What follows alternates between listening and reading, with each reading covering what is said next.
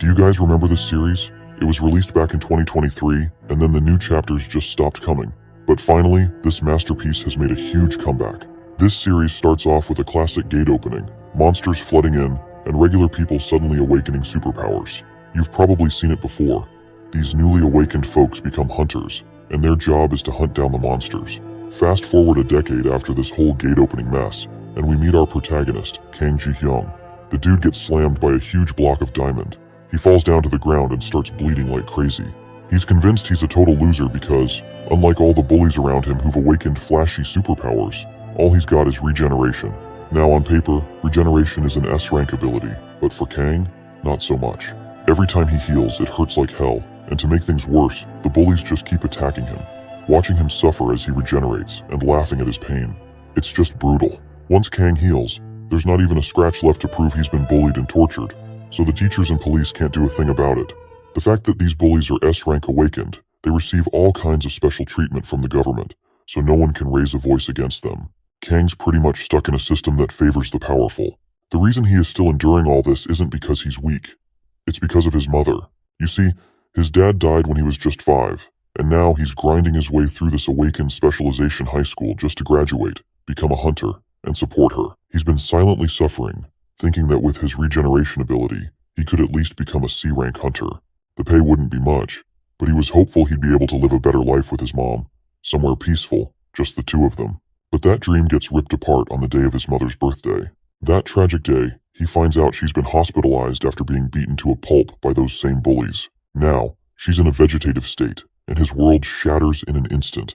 The investigators call this incident just an accident to twist the story, claiming that those awakened boys just happened to show up at his mom's restaurant. But here's what really went down.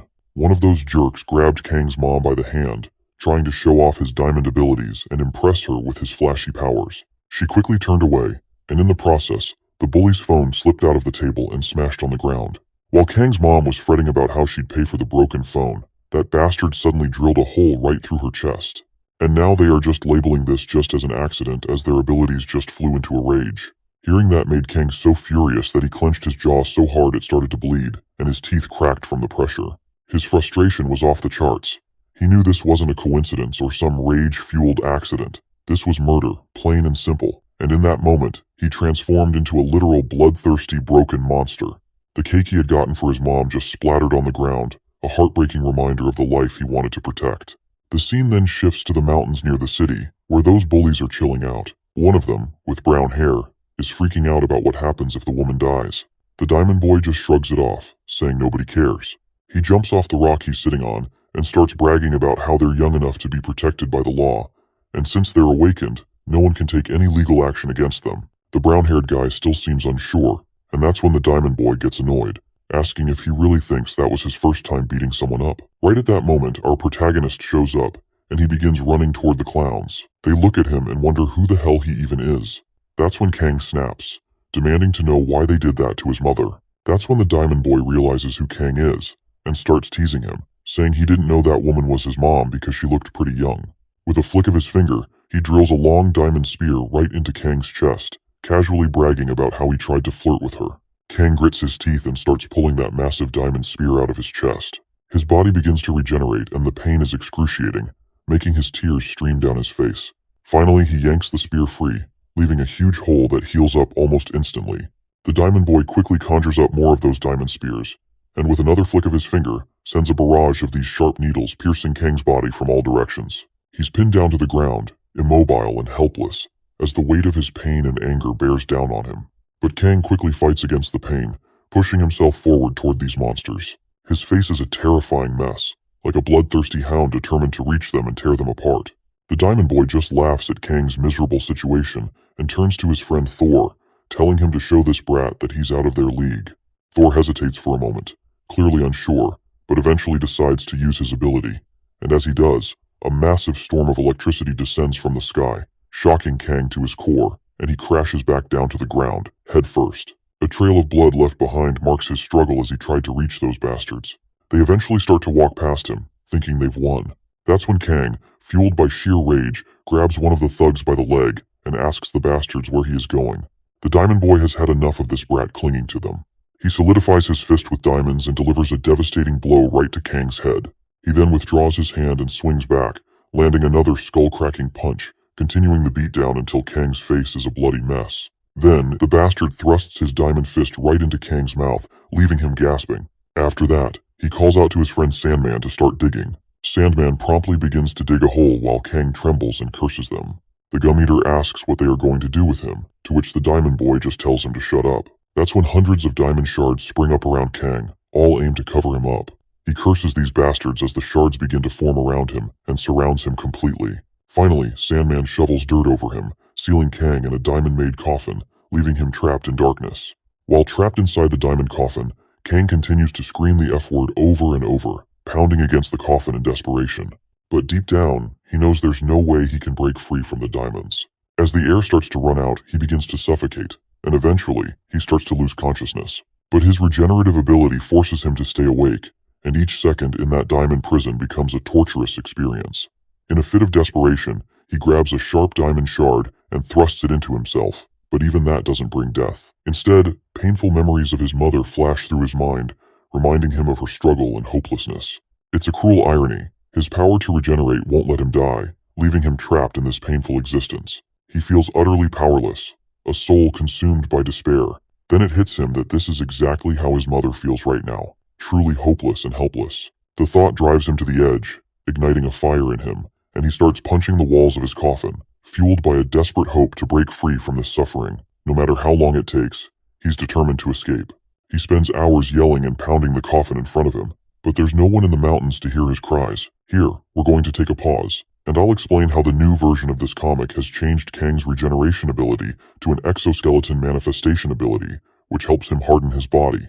Instead of getting stuck in a coffin, the new version introduces the concept of the red gates. When those bastards were bullying him, a red gate popped up, and instead of reporting it to the authorities, they threw Kang inside it. Basically, a red gate is a phenomenon where a gate turns red, and monsters do not come out, though not much else has been revealed about this yet. The reason for this is that no one has entered a blood gate and come out alive. The place is crawling with every kind of nightmare monster imaginable, and Kang fell prey to those monsters. New research has shown that those who enter a blood gate become monsters because of the mana inside. Kang becomes one of the monsters within the gate and tears every other monster apart. That's how he transforms into this badass character. After some time, he finally busts out of the red gate, stronger than ever thanks to this mysterious regeneration ability he got from the red mist. And his exoskeleton also got stronger after getting shredded by monsters over and over. In the older version, it's different, and I'll explain that in a bit. So let's pick up the older version of the story. 5 years have passed since Kang got stuck in the diamond coffin. We see those 3 thugs who locked Kang in that hellhole, and they're being broadcast live on a show. The host calls these bastards selfless heroes who are doing volunteer work for the country. The scumbags claim they feel joy whenever they help those in need, and they still feel that way. The host then asks them about the rumors of their past, specifically that they hurt a civilian 5 years ago due to an ability outrage. Sudden silence fills the stage as the idiot dramatically pauses before bursting into fake tears, claiming that the victim was a close friend's mother. His 2 friends look bewildered, completely thrown off by how he's making this shit all up. Then, the Diamond Boy claims he apologized to Kang but hasn't been able to reach him since. He insists he wants to apologize again and is genuinely sorry for what happened. Just as he says this, the main gate of the stage is flung open, and it comes flying towards the Diamond Boy, who quickly saves himself with his diamond abilities. He feels annoyed as he glares at whoever dared to interrupt his little show. As the mysterious figure steps into the spotlight, panic erupts in the hall, with everyone running for their lives. The monstrous entity begins to walk forward, each step shaking the ground beneath them, and I'm pretty damn sure that this monster is none other than Kang, who is now staring straight at the Diamond Boy, filled with rage and a thirst for vengeance. In that moment, Kang lunges from his place, and before the Diamond Guy can even react, he sees a punch aimed right at his face, ready to give him some serious brain damage. Just as the tension reaches its peak and we're about to witness the bloodbath, the scene transitions back to the time when Kang was still trapped inside that diamond coffin. He's lost all sense of time, with no clue if he's been stuck there for a month or maybe even a year. All he knows is that the diamonds haven't even gotten a scratch. After pounding on those diamonds for what felt like forever, he realizes his regenerative ability is different from others. The continuous injuries trigger an excessive regeneration, and he evolves into a stronger version of himself. His exoskeleton emerges, and inside that grave, he destroys his body over and over again, regenerating each time. He feels every bit of pain as his blood splatters, flesh tears, and bones snap. Yet he keeps ripping himself apart, and the agony becomes worse than death itself. But all that excruciating pain pays off when he finally sees the light of the outside world. In the present, as soon as he lands a punch on that bastard's face, the guy's eyes nearly pop out, and he goes flying, leaving his friends stunned in their tracks as they watch this literal monster attacking them out of the blue. Kang remembers the words those idiots threw at him, challenging him to get out if he could. And here he is now, standing right in front of them, and reminds them that he has finally got them. Surprisingly, the Diamond Boy begins to stand back, and he quickly tells his friends to just kill Kang. The Lightning Guy, desperate to defend himself, tries to zap Kang with his electricity, but it has no effect on our boy. He merely clenches his jaw, fueled by rage, and launches himself at the Lightning Guy, cutting his head clean off. The head spins through the air, blood splattering everywhere. The headless guy finally collapses along with his head. The other stupid head then tries to take our boy down. He uses his sand powers to conjure up a bunch of rocks, trying to crush him.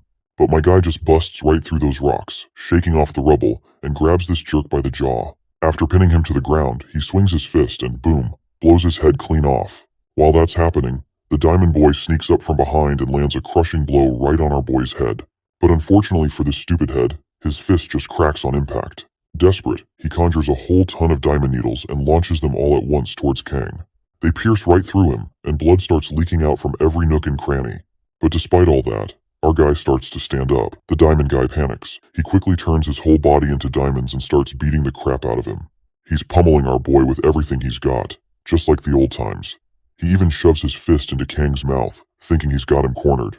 But this time, our guy just clamps down on his jaw, and suddenly, the diamond fist starts to crack under the pressure. My guy then thrusts a sharp bone right into the bully's chest. He's getting desperate as our boy keeps driving that bone deeper.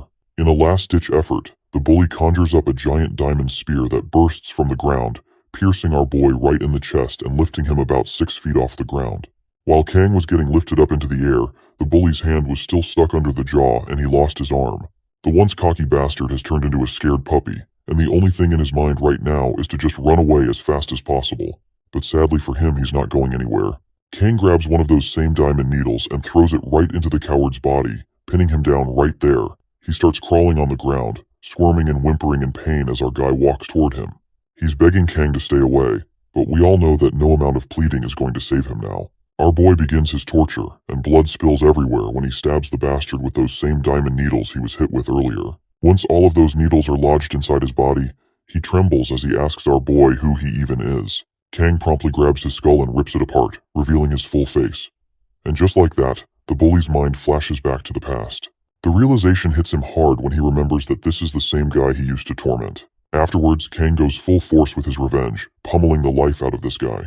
He's relentless, beating him to a pulp without holding back. There's no mercy here.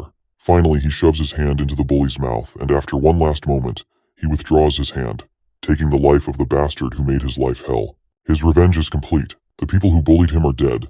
The ones who hurt his innocent mother have finally been brought to justice. Now he just stands there, staring at the pool of blood beneath him. And as if on cue, the rain starts pouring down. His mind flashes back to the moment he got out of the coffin. The first thing he did was rush to see his mother, who was still in a vegetative state at the hospital. In the current moment, he screams and cries as the rain pours down around him. Meanwhile, another lively day dawns in the mountains. A massive monster gate stands wide open, and it looks like someone has already taken care of all the monsters that tried to come out of it. The entire adventurer party is amazed that this lady performed so well, especially since she claims it's her first time going this deep into the gate. She just snickers and expresses her gratitude, saying thanks for looking out for them. But then, the thugs' expressions shift from friendly to creepy. They start approaching the lady, grinning sinisterly as they say they're far more grateful to be with her. As they advance toward the lone girl, she trembles in fear. One of the disgusting perverts leers at her, reminding her that no one knows what happens inside the gate, and it could take a month to get out of here. One of the muscle-bound gorillas grabs her hands, creeping closer and saying he's excited to spend that month with her. The lady cries as she hears these heartless men taking advantage of her vulnerability. But before anything can happen, the same gorilla is the first to lose his head. The others turn around to see who just beheaded their friend. Not surprisingly, it's our boy, looking nothing short of a monster. Even the adventurers think they might have left a real monster behind while clearing out the area. They start launching their attacks, but nothing hurts him. All that fire and purple energy just disperses like it's nothing. A guy with a sword lunges at our boy, but as soon as his sword hits those sturdy bones, it shatters into pieces. The man watches helplessly as his shiny sword crumbles, just before he too drops dead. The remaining clowns freak out, questioning whether monsters like this even exist in the gate. But before they can yap any more nonsense, our guy swings his hand, and they lose their heads in an instant. After cutting everyone down, he strides over to the lady, who's trembling and crying her eyes out while he looms over her like a total badass.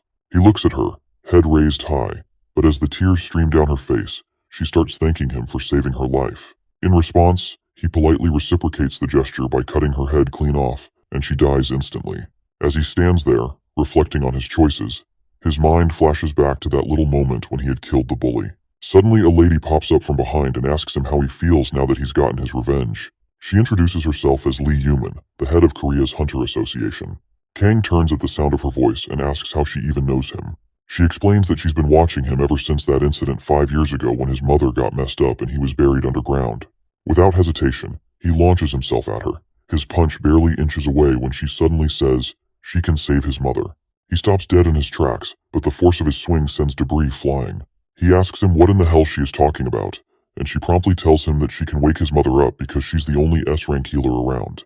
Kang then asks her how he's supposed to trust her. She reminds him that it wasn't the hospital keeping his mother alive all those years while he was buried underground. Once he hears this, Kang cuts to the chase and asks her what she wants in return. The girl smiles and explains that the problem is the hunters are too strong.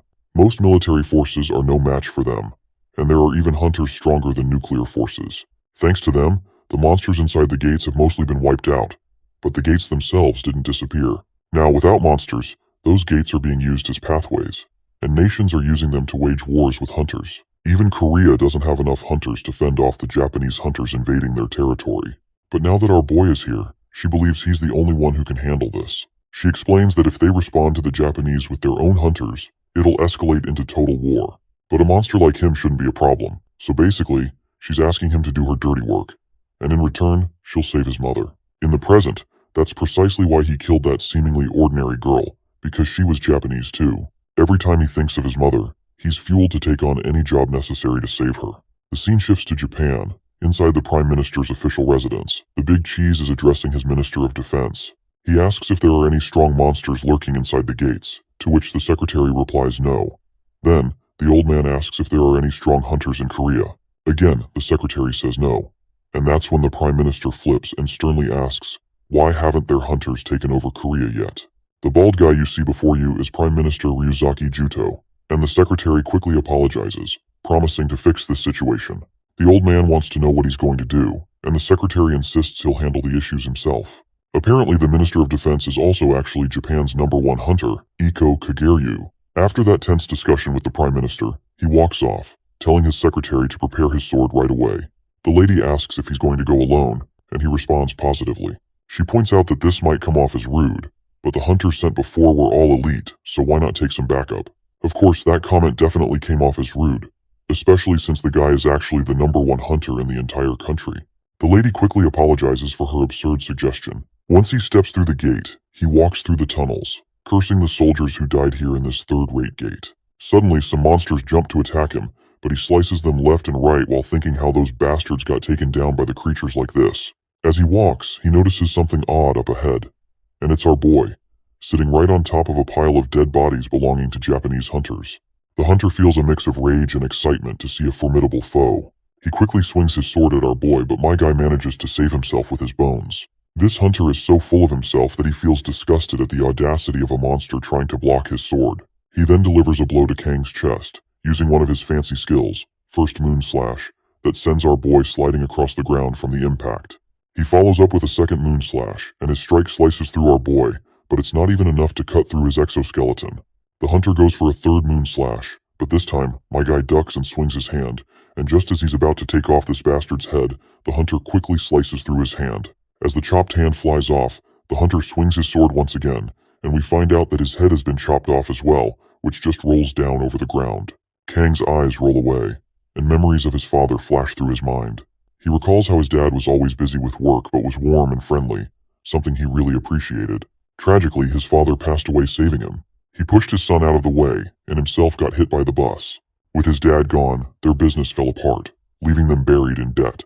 His mom worked herself to the bone to make ends meet, and whenever he asked if she was having a hard time, she'd smile and say she was okay. Every night he couldn't sleep and cried because he couldn't bear to see his mother struggling and in tears because of him. He thought she shouldn't have to suffer for someone like him. So one day he grabbed a cutter and started to slice his wrist, thinking it would set her free. Just then, his mother walked into the room. When he turned to her, tears streaming down his face, he revealed that he was awakened. At that moment, he hugged her tightly and promised that he was going to become a hunter and make her happy. At least, that's what he thought until she ended up in the hospital. He remembered Lee Yuman's words echoing in his mind. She told him how the balance of the world was broken and that many nations had already been conquered by hunters. She warned him that Japan was their biggest enemy and begged him to become their monster, to hunt down those hunters. In the present, the hunter proudly claims he's Japan's strongest hunter. He sheathes his sword and mutters to himself about how he's already wasted too much time and decides he needs to head to Korea himself. But just then, he's shocked when Kang's skull bites down hard on his foot. He looks at the skeleton and is baffled by how this is even possible. He can tell it has some sort of regeneration ability, but he literally just cut off its head, so how is this happening? While wincing in pain, he quickly grabs his sword and slashes down at Kang's skull again. Afterwards, he uses his moon ability, and suddenly, a pentagram pattern appears right under their feet, and the hunter vanishes from his spot, moving at lightning speed. A bunch of moonlight clones appear, all heading straight for Kang. They unleash the 12th moon slash, obliterating Kang into tiny bits and pieces.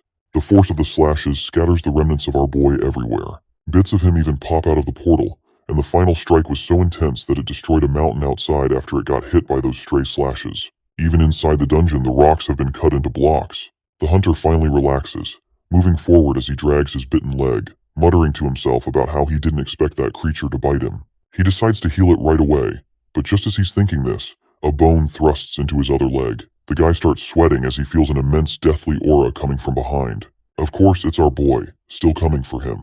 Even after losing all his flesh, Kang isn't about to let this bastard get away. He's here to finish what he started. The hunter grabs his sword once again, unleashing all his fury. But we don't know what happens next, and the scene transitions to the outside of the portal in Japan, where the Prime Minister, along with an entire entourage of hunters, stands by the gate. And these guys aren't just any weaklings. They're the Ministry of Defense's elite hunters, all gathered here. The secretary asks if they really need this many people to handle just one gate. Baldy then reminds her that it's been 3 days since the Secretary of Defense went inside, so he is worried, wondering why he hasn't come back out yet. Just as they're talking, the head of Japan's top hunter falls at their feet, and out pops our boy through the portal. The Prime Minister screams in panic, but his annoying yelling is cut short when a quick slash takes off his head. The scene transitions back to the Korean Hunter Association, where the assistant asks the head of the association if Kang can actually win against Japan's top hunters. Well, the head of the association is already aware of the dangers, so she just smiles and asks the assistant if he's not at least curious about whether Kang is going to win against them or not. Just as she says this, the scene cuts back to our hero, who gets hit by a massive counterattack from none other than the Prime Minister himself. Surprisingly, even after getting his head cut, it just heals back. The force of his punch is so powerful that the ground beneath them shatters into pieces, and the remains of our boy scatter across the area like minced meat. Well, it turns out Japan's Prime Minister, Ryuzaki Juto, isn't weak at all. In fact, he's Japan's number 0, a triple S rank hunter, so there is no brainer that he obliterated Kang with just one punch. Before we dive back into this heated battle, let's take a quick step back in time. Almost 3 years ago, most of the monsters from the gates were subjugated, and the only powerful entities left in the world were the very hunters who saved the world, so the people around the globe started fearing the power of the hunters. A few countries tried to eradicate the hunters, but, well, that didn't go as planned for obvious reasons. The hunters around the world either struck deals with their nations to coexist or conquered them outright, and this is how each finds their own way to gain supremacy. Japan was one of the countries that fell to a hunter, and the reason was straightforward: the Prime Minister, who happens to be a triple S rank hunter. He was aggressive even before he awakened, and once the hunter system appeared, he set his sights on taking control of South Korea as well, but his plans hit a snag as soon as our boy stepped up. Even after taking that devastating punch, Kang regenerates back to his former self. As he stands up once again, the hunters who came with the Prime Minister quickly launch themselves at our boy. One of them swings his weapon, trying to behead him, but instead, he ends up getting beheaded himself. The other hunter finds his face crushed in the process. The Prime Minister and his goons can only watch in horror as our guy stands in front of them, totally unfazed. They all get angry, and the Prime Minister grows increasingly aggressive as well, making it clear that anyone who moves from their spot will be killed personally by him. His words hang heavy in the air, leaving everyone stunned in silence. As our boy marches forward toward the Prime Minister, the scene transitions to a cold day with snow falling gently. There, the Prime Minister discovers a young boy out in the streets, shivering and on the verge of freezing. He asks the boy what he's doing out there, but the little one doesn't respond right away. Instead, he looks up at the Prime Minister and asks who he is. In the background, TVs are broadcasting the Prime Minister, but surprisingly, this kid doesn't seem to recognize him at all. That's when Ryuzaki tells him to come with him because it's too cold outside. And just like that, he takes the boy under his wing. As they walk, Ryuzaki asks the kid his name, and the boy replies, Kageryu. This is the same Kageryu our boy killed in the gate. Seeing the head of his most cherished child absolutely enrages the man. In a flash, he delivers a punch that sends Kang flying. But Ryuzaki isn't done. He follows up with a barrage of punches, each one more devastating than the last, until Kang's head is blown clean off. As our boy falls backward, his brain and head destroyed, Ryuzaki unleashes a terrifying power that burns and obliterates everything in its path. Kang is reduced to nothing but a pile of bones, and everyone praises the Prime Minister for his stellar performance, which is something that was already expected of him. He extends his hand to grab the head of his child, but before he can reach it, we see our guy piecing himself back together, even after being obliterated into bones and dust. The Prime Minister's eyes widen in shock, and his mind flashes back to the past, where we see countless dead bodies of other hunters. The one who finished them off is the same kid, Kageryu. The Prime Minister apologizes for making him do such dirty work, but Kageryu reassures him that it's all right. He's just glad that Japan is finally in their grasp.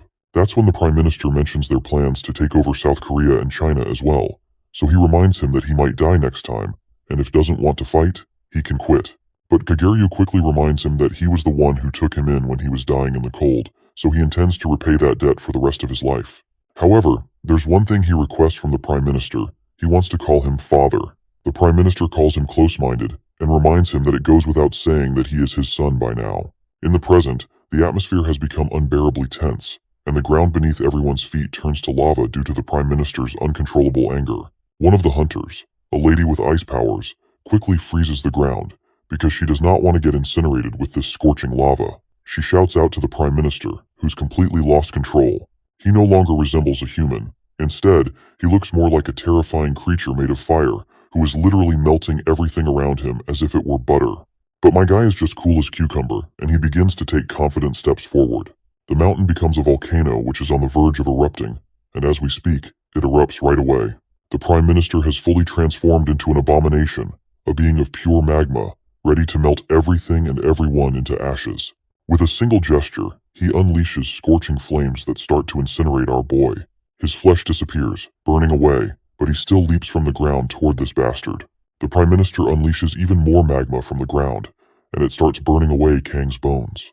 The whole place descends into chaos as the other hunters retreat in panic, desperate to save their own lives. The sheer heat and destructive power turn the entire mountain into a massive, lava-covered volcano. Finally, Ryuzaki begins to calm down, silently watching as Kang is swallowed by the volcano he created. But despite being consumed by the lava, Kang's mind is still fixated on reaching Ryuzaki. The Prime Minister knows this isn't over yet, so he summons Hanami, the ice-powered lady. She promptly appears, removes her glove, and begins cooling the surface of the lava, forming a solid layer to trap Kang beneath it. As the surface hardens, Ryuzaki bids a final farewell to Kang, telling him to melt forever underneath the lava. The scene then transitions to South Korea at the Kang Guild. There, we see a lady trying her hardest to heal a particular hunter, and this hunter is the same guy who messed with Kang's mother and ended up getting his ass wiped out. But it looks like he hasn't kicked the bucket just yet. Things on the mountain have finally started to calm down, and the Prime Minister tells his hunters that only the highest ranked ones will stay, while the rest must return. Everyone agrees, and meanwhile, we see Kang's hand pushing through the solidified layer of molten lava, violently moving around. He's thinking to himself about how these fools are messing with lava like it's a big deal when, to him, it's just a tickle. You see, inside a Bloodgate, he experienced heat tens of thousands of times more intense. If you're not aware of these red gates, I will remind you that the creators of this comic actually changed his abilities in the new serialization of the comic.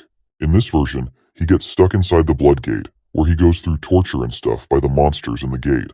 Personally, I preferred the old origin story for his powers. What do you think?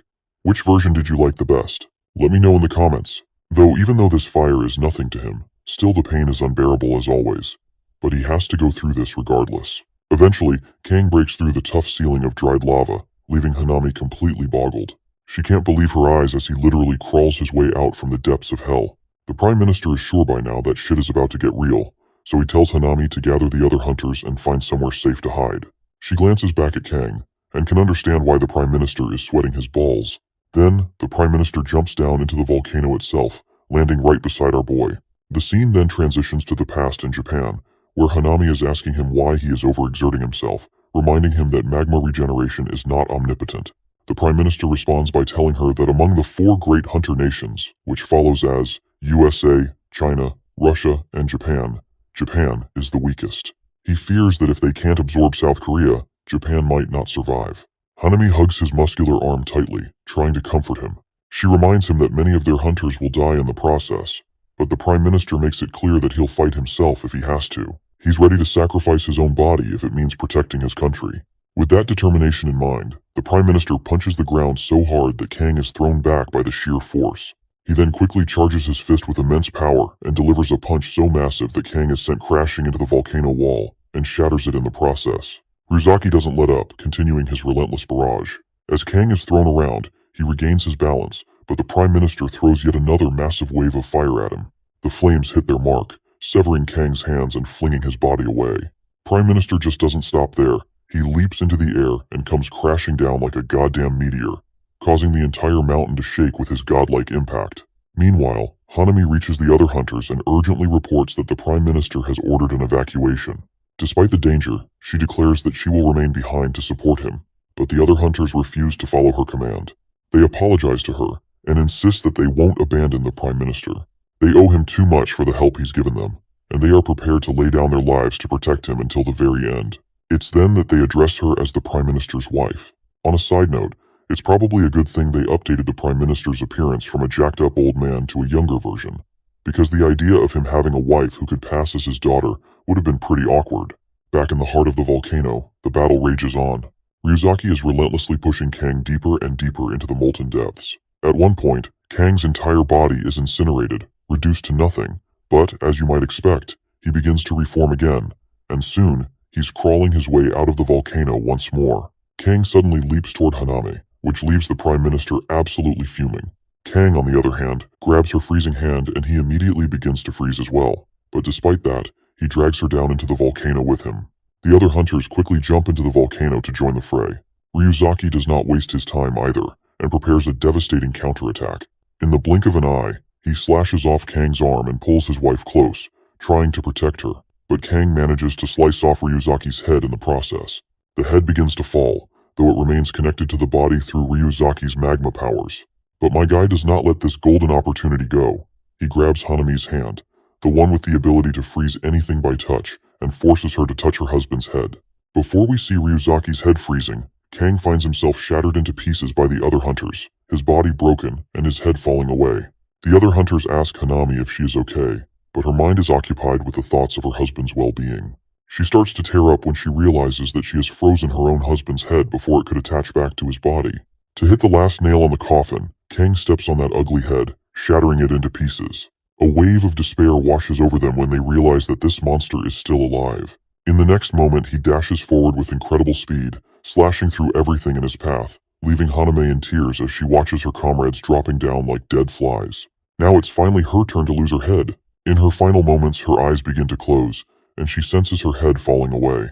In that instant, memories flood back, and she gets flashbacks of the time she spent with her husband. Moments filled with joy and love. But as her head falls, those pleasant memories twist into horror, marking the loss of everything she held dear. With her consciousness fading, she reaches out to touch her own head, and at that very moment, she freezes herself entirely. A tragic end to her beautiful life shared with her husband. Limbs are scattered everywhere, and there is no one left alive except for our boy. He finally climbs out of the volcano and decides it's time to head back to Korea. The scene then transitions to South Korea, inside the Kyum Kang Guild's monostone storage room. There, we find Tae-soo, that same sucker we love to hate, pushing himself hard to get stronger. This lady, whom I don't know the name of, warns him not to overdo it, reminding him that he was the only one with mana left, which is why he barely survived while his friends are already pushing up daisies. Tae-soo acknowledges the harsh truth. He admits that he remembers everything clearly. More than that, he recalls how the brat he used to bully back in school days escaped the Bloodgate and killed him and his friends. It seems they've changed Taesu's powers too. The stones he's conjuring up, which used to be blue, now radiate red color. We then also learn that he is the guildmaster of Kyum Kang, an S-rank hunter known as Han Tae-soo. Fueled by revenge against Kang, he instructs the lady to release the seal that's been holding him back. A while later, we see her totally exhausted, panting heavily as she tries to catch her breath. But despite her fatigue, she delivers the good news that the seal has been broken, and he is now free to unleash his terrifying powers. Tae-soo commands her to assemble the members of the Kyum Kang Guild immediately. Once they gather in the assembly hall, he stands on the stage, and everyone bows their heads in respect. They express their disbelief that he had been presumed dead, but now that he's alive, they're eager to follow his every order. The head of the Kyum Kang's intelligence team, an S-rank hunter named Han Kung-chan, reports to his master that Kang has moved to the gate following the massacre in Japan. Before Kung-chan can say more, Tae-soo grows impatient and simply orders them to kill that bastard. Han acknowledges the command, swearing on their lives that the entire intelligence team will carry out the order. But just as he finishes his pledge, Tae-soo just chops off Kung-chan's head, leaving the other members stunned in their tracks. As he holds the chopped-off head of his junior, we learn that Tae-soo has already absorbed the Korea Hunter Association 3 years ago. Tae-soo then kills another guy by twisting his limbs apart, and the body explodes, showering blood everywhere. The scene transitions to the past, where a girl asks him if removing the seal is necessary since his ability is cursed. Well, we all know his answer pretty well. In the present moment, he starts killing everyone in sight, and it's one hell of a massacre. The members of the guild run for their lives, but it's all in vain. Tae-soo literally kills all 1,528 members of the guild, and absorbs their powers into himself. He's going crazy as he absorbs this overwhelming energy, while the lady just sinks into despair, asking why he has to do this. That's when Tae-soo reminds her that Kang killed the Triple S rank Prime Minister, so he's sure that even after absorbing all these hunters, it still won't be enough to fight him. He's determined to kill Kang at all costs and is planning to go to Russia to gain even more power. The scene then transitions to a port, where we see Lee Yuman, who promptly welcomes Kang as he steps out of the gate. Next, the scene cuts to the hospital, where Kang's mother is. We learn that Yuman has started the procedure to heal her. She uses her S-rank healing ability to restore damaged cells one by one, channeling her mana into the process. She performs this procedure every day since it consumes a lot of mana, so it's going to take some time, but she's confident that she can save his mother. Once she finishes her usual healing session and steps out of the ward, she mentions that if she keeps this up every day, his mother will wake up by next week. Yuman then plops down to the ground from extreme exhaustion, and Kang can tell that this is costing her an extraordinary amount of mana. He's curious about why she's putting her health on the line for this. She grabs his hand as she is sweating profusely, and insists that he has to survive. Right at that moment, green energy begins to shimmer as she holds his hand, but Kang quickly yanks his hand out of her grasp. On the other hand, the girl seems to figure something out, which is that Kang's beastification has progressed significantly within the Blood Gate. She reveals that ever since the gate first appeared 15 years ago, all other gates have slowly turned into blood gates. Since Kang escaped one of the red blood gates, the change started to accelerate. As a result, all the gates worldwide are turning into blood gates, and the mana flowing from them is giving him strength. In terms of mana flow, if a regular gate is a hole, then a blood gate is a passage connected to somewhere, and something is coming through it. That something is looking for Kang. Right on cue, terrifying creatures start popping out of those red gates, and everything descends into chaos as everyone begins to lose their minds. It's just a massacre everywhere. The scene then shifts to the office of the President of South Korea, where the entire presidential building is covered by a shield. Inside, the president is freaking out, demanding to know why the Kyum Kang Guild isn't answering them. The assistant beside him grimly explains that the guild has been annihilated. The president gasps in disbelief, asking why. The assistant admits he's not sure. He then asks the president if they should request help from overseas. But the big cheese shoots that down, saying it would be like inviting self-destruction. He instructs his assistant to declare martial law first, but the assistant replies that the military can't do anything against those monsters. The president reminds him that it's still better than doing nothing, especially since Kyum Kang Guild was not the only ace up their sleeve. He explains that they have other hunters too, and they belong to Korea's second-ranking guild, Dosa Guild. The first A-ranker is John Woo-jin, and the lady beside him is Kang Se-hee, who's also an A-rank. Then there's Korea's third-ranking guild, known as Vinyl Guild. Their top A-ranker is a guy called Vinylman, while the lady is a shooter known as Superwoman. As for Korea's fourth-ranking guild, that's the Yanghak Guild. They have an A-ranker named Yang Hak and another A-ranker, Nam Junyoung. As we speak, these hunters are already working together to fend off the terrifying monsters coming through the gates. But it looks like I wasted my breath introducing this bunch of hobos for no reason, because these idiots have already been defeated, crushed by just a palm of the monster's hand. We also see our boy there, and he asks Yuman, since these monsters are appearing because of him, does that mean the deaths of these hunters are on him too? Yuman just looks at him and asks what he intends to do about it. At that moment, we spot a girl on the road, about to get crushed by a giant monster's palm just like everyone else. But, as expected, our guy literally slices that monster in half and saves the damsel in distress right away. It looks like Yuman now has her answer to the question she asked him about what he intends to do. Kang then reveals that when he died inside the Blood Gate, the gate's mana tried to turn him into a monster. He barely endured it and ended up with an abnormal regeneration ability, or so he thought. It turns out he did not get any regeneration abilities, but the mana just won't let him die until he becomes a complete monster himself. He clenches his jaw in frustration as he recalls how he's finally trying to live a peaceful life after taking care of his mother. But now these monsters have started to meddle in his life. He grabs one of the monsters and tears it to shreds. As he's ripping the monster apart, we enter the place where all the red gates are connected. Inside, we hear a voice asking if this boy is the one who caused the crack. This curious voice belongs to a terrifying undead creature with nothing but bones and no flesh. Before we can even figure out what this entity is, the scene transitions back a bit, where Kang vows to Yuman that he'll keep killing monsters, but she also have to keep healing his mother in return.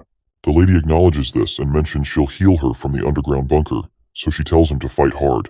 As Kang is tearing through these monsters, he notices something familiar about them. They're the same ones he battled at the Blood Gate for 5 long years. He knows there's a limit to how many can come out of one gate, and since the monster activity has slowed down, he realizes he's already killed all the monsters in the vicinity. If he manages to wipe all the monsters from every red gate, he is sure that he'll finally be able to live happily with his mother. But it doesn't look like it's going to be that easy, especially when he spots some military personnel. The soldiers notice him and wait for their commander's orders because the thing in front of them hasn't killed any people, just monsters. The commander says since this monster is the cause of the disaster, they'll have to tie him up until hunter support arrives.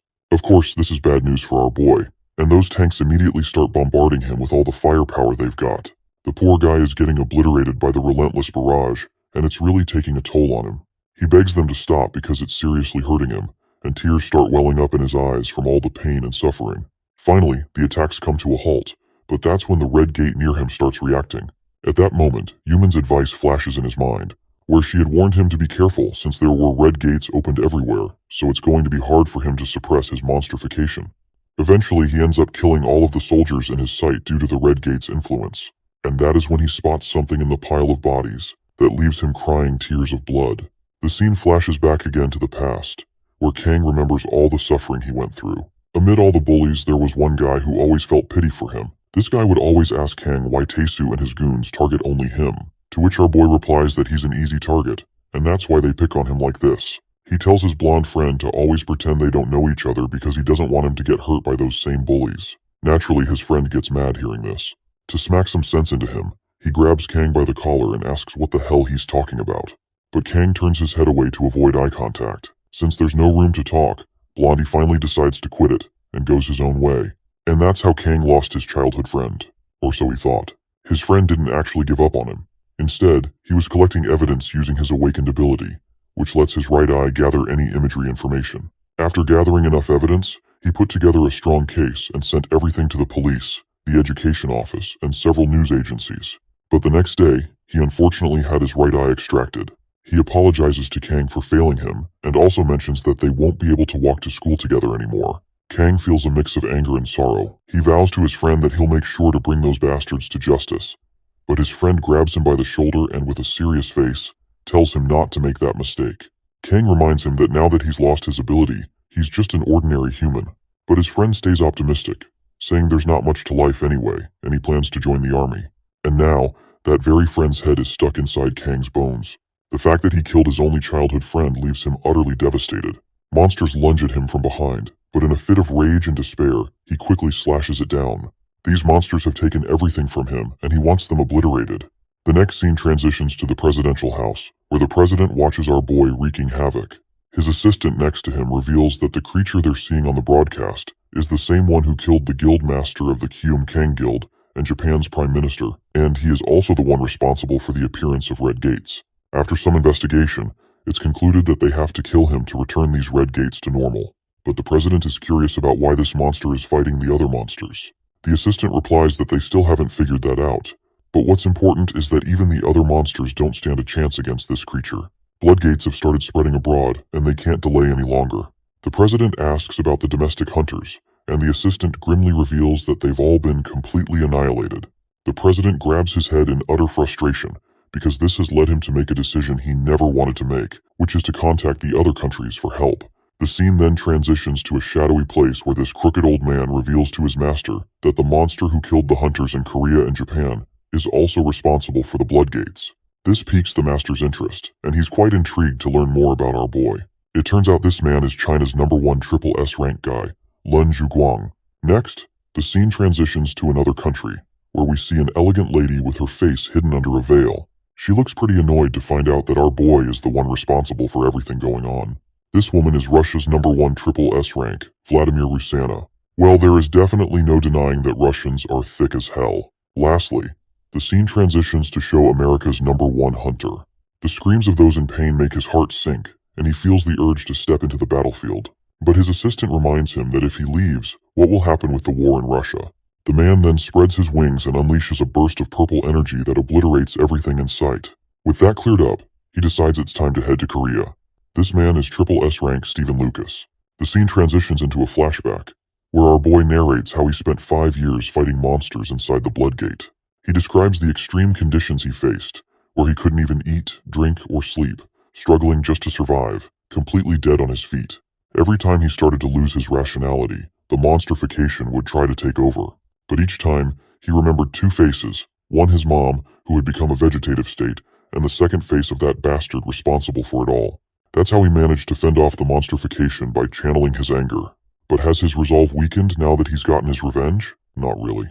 The mana within the blood gate has grown stronger, making it harder to control as he gets closer to the gates. Because of that, he's ended up killing innocent people. Now, he's decided to face the gates and eliminate all the monsters, but he wonders if he'll ever be able to atone for that. Right at that moment, Kang takes a hit with such force that his head explodes instantly, and his eyes and tongue go flying away. The guy behind this brutal attack is none other than the American guy, Lucas.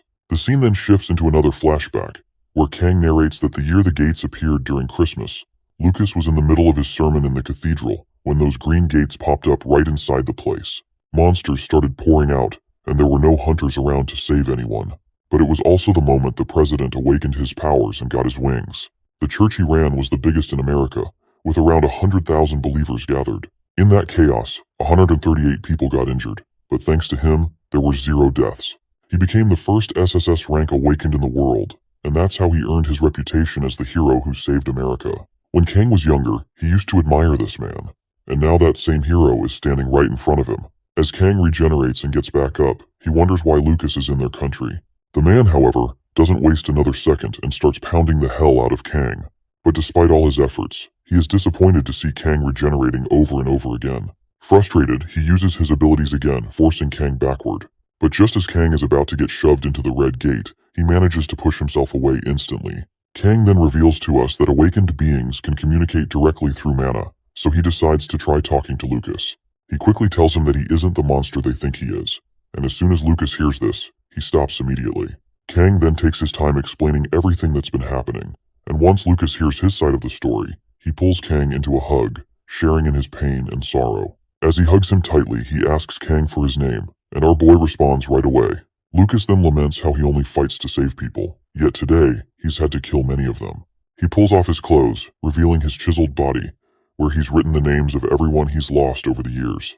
He promises to help Kang and to take down all the monsters, but warns that during this process, the calamity of the Red Gates will spread across the globe, and many people will die. He apologizes to Kang for what he's about to do, because he will do whatever to keep the casualties low. He quickly adds Kang's name to the list of his many victims, and it doesn't take long for Kang to realize he's screwed. Lucas uses his terrifying powers again to try to kill Kang, and this time he's not messing around. The scene then transitions to a building basement, where Yuman is healing Kang's mother while also watching the fight unfold live on the broadcast. Her assistant looks concerned to see that Yuman is pushing herself too hard to the point where she has literally started to bleed from her eyes and nose. Meanwhile, somewhere in Russia, The Russian woman clicks her tongue in annoyance when she finds out that Lucas has wiped out everyone on the battlefield and left for Korea. What annoys her the most is realizing that he's been holding back his powers all this time. A soldier on the broadcast informs her that they've already lost 80% of their forces, making it impossible to hold the front line. At this rate, he is sure that American hunters will take over Russia. Just as he says this, he meets his demise as well, which only adds to the lady's frustration. She wishes that if they could just capture that Arctic monster, things would be a lot easier for her. Just then, someone strides into her place, and that someone happens to be Tae-soo.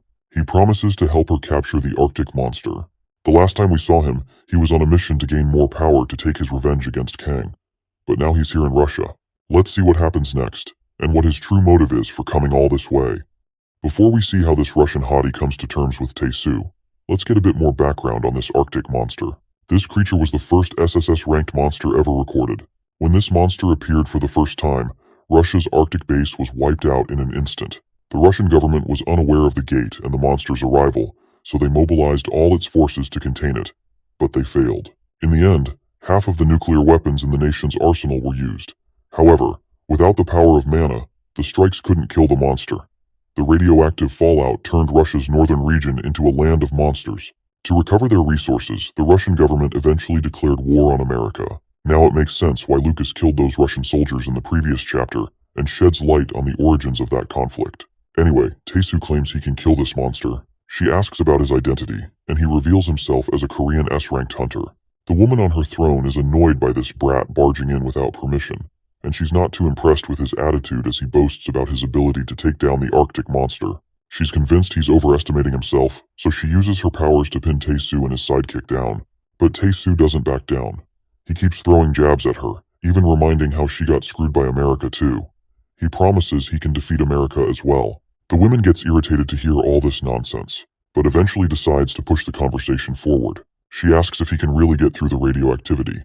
Tae-soo confidently replies with yes. She follows up, asking if he'll use a shield since something like that is useless against high levels of radioactivity. That's when she notices something strange. There's a whirlwind of power inside this guy. He's even pushing back against the force that was pinning him to the ground. Impressed, she finally offers a deal. If Tae-soo can defeat the Arctic monster, she'll give him 30% of its mana stones. But she quickly retracts and raises the offer to 50%. However, Tae-soo doesn't seem too interested. He doesn't bother negotiating, simply accepts the job, and assures her he'll be back soon. We're back with Kang, who's getting completely shredded by this bastard, this guy who genuinely believes he's the most saintly person to ever exist.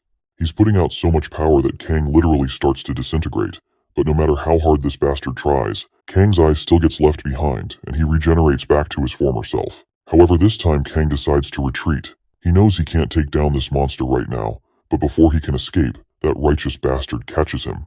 Kang attempts to pierce him with his bone, but the attack goes right through the bastard's transparent body. Once again, the bastard wraps Kang up in a tight hug, and once more, Kang begins to disintegrate. As he's vanishing, his eye remains, but despite regenerating, the bastard continues to kill him each time. With cold certainty, Lucas assures him that no matter how many times he dies, he won't feel any pain. This remark triggers some painful memories for Kang. With his exoskeleton manifestation ability, he could cover his skin with a protective shell, but it came at a terrible cost, the agony that accompanied it. In that hellish red gate, every moment was a battle with excruciating pain, yet he endured it all, driven by revenge and hope.